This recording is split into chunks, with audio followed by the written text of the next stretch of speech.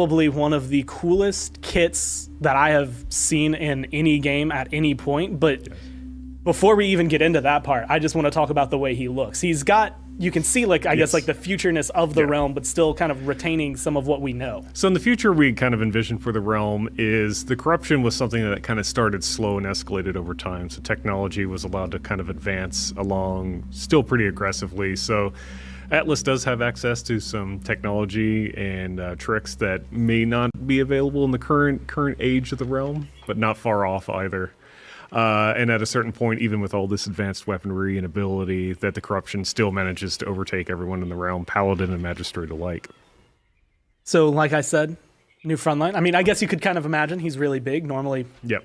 big doesn't always translate to frontline, but in this case, it does at least. He's coming through. He's got some really awesome armor, and we get to talk about it. You can see he has 3950 health there, but I think his base is 3500. That's correct. Right? And so He's a he's big going to be boy. sitting there. He's got some augments going on for this one, and we get to go through all of his abilities, his weapons, and his talents.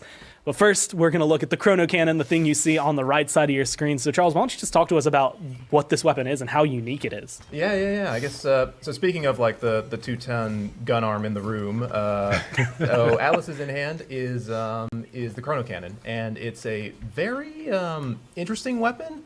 It's very unlike a lot of things we've done, and a small anecdote, we have been sitting on this gun for like over a year in terms of like we wanted to put this in the game for a while, because like a year and a half ago or something, like Massey, one of the programmers, was like fixing a bug with Kinessa, and he got into the state like 10:30 or something at night. We were all there, and it was like he just fired a shot and blew out all her ammo like in like a really fast burst, and it like spread out like a shotgun, and it was really cool because their traces like last a while, so it like lingered, and they were like, whoa, this is really cool. We gotta put this in somewhere. And like a year and a half later, it's like, oh hey, Time Boy. Also the only true gun arm in the game. That's right. Dude, I love it. I love how thick and meaty it feels. I could have chose better words. No, I think that was a perfect description of it, although maybe, you know. Garrett just died off. I'm sorry. I'm sorry. Impressively huge. This Charles. is what happens when I get on camera. So yeah, this is a very different weapon than what we're used to. So if you notice there, like Kevin's just like tapping it right now, and it's like doing like a big burst of shots, 15 shots actually, each one dealing about 60. So do your math, it's like 900 damage total if you land all those shots. But as you can see, it's pretty inaccurate, and it's not exactly got like the best fall off. But if you noticed, when he started like clicking it a little bit, it was actually, the crosshair was actually zooming in a little bit because this is a charged up weapon. It's not exactly like Imani or Shaolin in terms of the charge up functionality, but essentially what happens is the more you charge it up, the more accurate it's going to be, and it's going to fire fewer shots. And there are like 4 different like fire modes essentially, depending on how long you hold it. First one's the one we saw right there is just like a big blast, 15 shots. Next one's 10 shots. Next one's 5 shots. And the last one, if you hold it all the way, is a super powerful 900 damage single shot, which I guess if you headshot, it's like 13 hundo. It's not much, you know. Yeah, so this weapon is one of the more challenging weapons in the game. It has a lot of potential. You can like, its best DPS is up front, like face-to-face combat with another front line where you're just tapping it. But if you choose, you can invest a lot of time to charge it up and try to poke someone at range, depending on like how long you want to hold it. And it does fire automatically, so you can't exactly like hold it like and pop out and just do a big burst like Shaolin or Imani. You've got to be very careful with your timing. If they duck behind a corner before you're fully charged, too bad. And if I remember, so it's like a 1.5 second charge time on that, like that big burst shot? That's right, 1.5 second total charge time and a 0.9 second post-fire time. So really the DPS, it only gets worse the more you hold it. Yeah.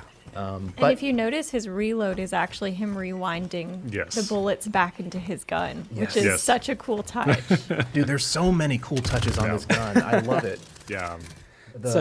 He never actually has to go out and find it. Like, I guess other champions like Shaolin. About 4 seconds back in the past to where you were, and just like you said, it resets your health to the highest value was in that point. So if you're like, you know, brawling it out on the point and you know you've been there for a while, you can use it as like a health reset button, and you know, just like keep on going from there. Or you could do some tricky stuff. Like one of my favorite things to do is like, I see someone like trying to back off and retreat behind a corner or something, like just run up there and shoot them in the face. And I know I'm vulnerable, but I can just rewind and go straight back to the point. No problemo. I can already think of with one of his talents, having second chance and setback, being able to potentially run up, reset, then reset yourself. So you dismount them, even though you dismount yourself, you send them way back. They have to walk of shame to the point, and then you're set. You're perfect. You're happy. But that is, I guess, rewinding an enemy, rewinding yourself. Time isn't just rewinding people. There's also the ability to kind of slow things down, and that's where his second ability comes in. It's called Stasis Field. That's right. So Stasis. Oh, Kevin. Ooh. Oh, Gave me a little Kevin heart on us there. So Stasis Field is his ability 2 is Q. It basically erects a a decently sized, like Fernando's shield size, wall in front of him, and it is by far one of the most flavorful abilities ever, I think. So it behaves a little differently from our other shields. It doesn't just get hit and then the thing is gone.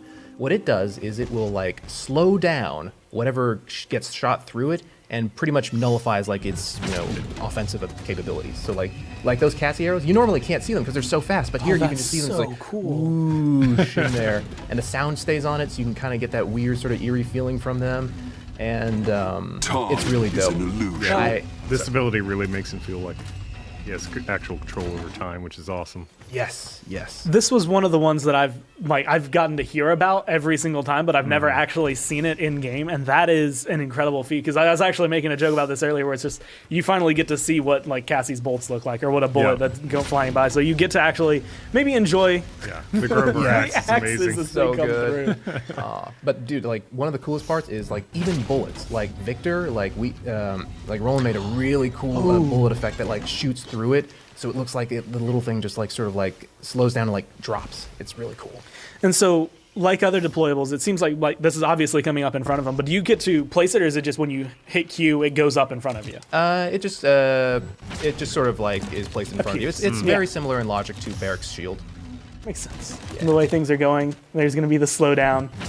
And this is probably, again, I think I've said this every single time we've done a rehearsal for this, but this is an ability that you always want to see, but no one has ever done it, at least especially not in a multiplayer game. I've never seen something like this in a game, and it looks amazing. Yeah, I'm super proud of it. This ability is so much fun. I also love, this is just a small detail for me, but I love the little timer that you get with his sword. Oh, yeah. I guess a small detail. This is a perfect shield. It will stop bullets, it will stop projectiles, it will stop projectile ultimates. And we were very careful about we want to maintain a hard leash on balancing for it. So that clock there is it's representing the time it's going to be up. It's always going to be 5 seconds. You can't extend the lifetime through cards, and you can't decrease the cooldown through cards, only through Chronos. So it's only going to be that 5-second uptime for this shield.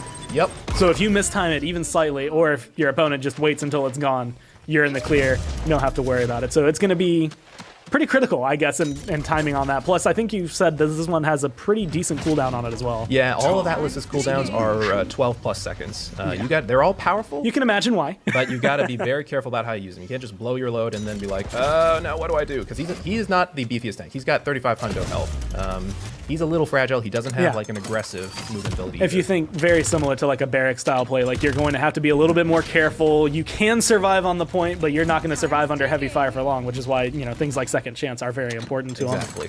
But because of that, he's a little on the weaker side in terms of some of the front lines. He also gets a really, really cool ultimate called Exile. That's right. So I guess Exile is probably one of the more different ultimates we've done in the game. So I guess, quick description, it powers up his awesome gun arm chrono cannon and changes its functionality a little bit. And it basically is a CC ultimate that when you get 3 shots during a little period of time after you've charged up the gun, and anyone you hit will be banished for 4 seconds. And banish is a new sort of CC coming into the game.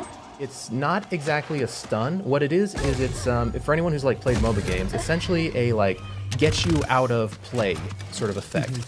You're basically stunned as far as you're concerned when you're hit by it, but you're also safe. You can't be shot by enemies, and you can't be healed by allies. You can't be interacted with. You're out of time. You are undamageable, unhealable. and I think we had actually, I asked this yesterday, and if I remember correctly, the answer was if you are like, if your out of combat timer is going down right then and you're like about to start getting that heal, this will actually pause it. And then when you come back into game, it'll continue, correct? Yeah, I believe so. I think that was like a little detail. I remember the programmer working on this was like trying to put in like, oh, that's really cool. I didn't think of that, but that's really cool. And one of the things about this, because I can already, the first thing I thought was, man, I'm going to win so many point fights. Yep. But you're banished. Technically, you can't get healed, you can't get damaged, but you are still able to contest a point and contest a payload. That's right. You're still there. We didn't want to like mess with that. Just feels awful. Yeah, if you were to there. get just removed from Exactly. the game. So I guess like one thing to note with this is that because it's this very different CC than what's been in the game so far, it's probably the furthest from an I win button as like a lot of our ults are, because it's not necessarily a good thing when you use it. Maybe you actually save the enemy if you like take them out of play and when they were about to be killed or something. It's really good for follow-up play. It's really good for like turning a 5v5 into like a 2v5 or something for a few seconds. And that is one of the things. So all of those shots are precision shots, but you get 3 of them. So you could potentially get up to 3 people out, but if you miss one, that's immediately one more target that's going to stay on the field that you have to battle. Yeah, and like Victor ult, you can cancel out of it early after you get like one shot in, conserve some of your energy for early ultimate next time. You can also stay into it for like it's like a 5-second period, and the duration of banish is 4. So you can potentially double hit someone if you wait out the entire period with them to also banish them again. That, Yeah, very cool. I can imagine that's going to be my experience playing the new Inaris again. I'm going to be sitting there, and there's going to be that one Atlas player who's going to banish me, and they're just going to wait, and then they're going to banish me again. I can already feel it coming in all of my games. But those are all of his abilities, looking incredible. Again, still playing with time for him. But we also have his talents, and we decided we'd go over these in the order that they're unlocked. And so the very first one is called Unstable Fissure, which affects his second chance. That's right. So what Unstable Fissure does is when you activate Second Chance, it will essentially leave a little bomb, a little present for anyone who's stuck around in that space that you were just in. Let's see if we can get it up here. No, not Second Fissure. Unstable Fissure. There you go. Fist you? No. I already heard Garrett on the side. Unstable Fissure. That's the only, like, the downside of making the cool sounding names is that they do get a little more difficult to spell after a while. Exactly. I can already say, like, Temporal Divide. I'm just going to go ahead and spoil that that's the name of another one, but temporal is not a word you get to hear all the time. So as you see there, what he leaves behind is a little, essentially a bomb, an unstable fissure that will explode in about 3 seconds and deal 900 damage to anyone in a decent radius around it. It's a really, really strong tool for like controlling point fights. If you're just like, okay, I need to retreat, I need to, get my bearings, but you guys have to get off my point. Yeah. So you can save the objective and save yourself all in one go. Exactly. It is on his longest cooldown ability though, so it's not exactly like, you can't just like spam this and just like leave bombs everywhere. No. And this is one of the things that when I first saw this, because I was given a little more misleading of a description the first time I saw this, but shielding still blocks the damage, still kind of keeps it. So like it's not going to be a sky bomb. It's just a regular kind of damaging ability. Just think of like a really big sticky bomb. Yeah, a really, really big sticky bomb. But that is his first talent that you will get. And I think that's the one that is available with him upon release. That's right. And then the next one that you would have to go through and unlock is the one called Temporal Divide. And this one actually affects his stasis field. That's right. This one is maybe one of my favorites, just because of how ridiculous it is. And we're going to keep a close eye on this, make sure it's balanced correctly. So yeah, as you saw right there.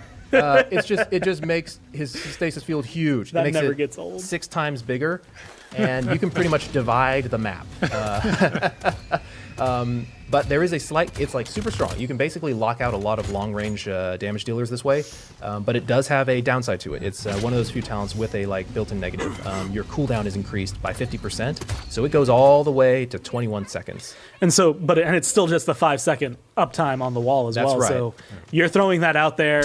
Yes, it's going to be great coverage, but it's 5 seconds of coverage that maybe like a Kinessa isn't going to maybe shoot you, but you're going to have to withstand the longest cooldown that you're going to have. Exactly. It's just really cool, just like doing plays with this, because it's so long, you can potentially angle yourself. If you're still running to the point, you're like, okay, I know someone needs shielding this way. I'm just gonna angle myself and boop. being able to find that from a long range. And now you can see finally off cooldown. That's how long it takes. Yes. We had a full little discussion while it was on cooldown, and it's only up for that 5 seconds. But it is a very effective 5 seconds that you'll have there. That is going to be the first one that you unlock. The second talent, and this one's the one I have to make sure I don't do it every single time. But it's called Deja Vu. I've just been in this place before. This one affects his setback, and this is the one that when I first saw it, I was like, this is my go-to, and then I started seeing Temporal Divide, and then I saw all of them. It's going to be really hard to choose which talent you want here, but Deja Vu is a very interesting change to setback. That's right. So it's another one that sort of changes the functionality of abilities. We really wanted to like make his talents like feel very different and like impactful in gameplay changing ways. So what this does is it makes it changes the setback ability from a like straightforward projectile into an AoE lobbed projectile that can potentially rewind a big group of enemies.